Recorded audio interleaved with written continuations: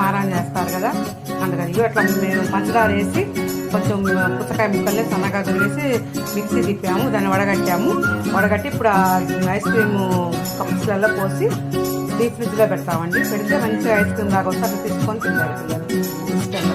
ఆ జ్యూస్ తాగమన్నా కూడా మట్టి కంపు వచ్చేది కూడా తాగారు పిల్లలు. అందుకని ఇలా చేస్తే కనుక చక్కగా తింటారు. మనం పుచ్చకాయలో ఉండే పోషకాలు మన పిల్లలకు అందించిన వాళ్ళం అవుతామండి. మీరు కూడా చేసి ఉండవచ్చు, పిల్లలు ఇంట్లోనే ఉంటారు, హాలిడేస్ ఏదో ఒకటి చేయాలి కాబట్టి చేయండి. మీరేం చేస్తున్నారు, ఎలా చేస్తున్నారు కామెంట్ రూపంలో తెలియజేయండి.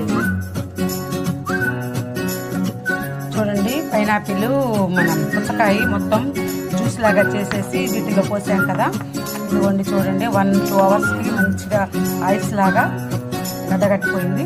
ఇదిగో చూసారా, ఇట్లా తీసిచ్చామంటే పిల్లలకి మనం చక్కగా పిల్లలు చిక్కొని తింటారండి. ఇదివరకు ఐస్ క్రీమ్ పుల్ల ఐస్ క్రీమ్లు ఉండేవి కదా, ఆ పుల్ల ఐస్ క్రీమ్లు పెట్టినట్టుగా ఉంటుంది. వాళ్ళు కూడా హెల్దీగా ఉంటారు.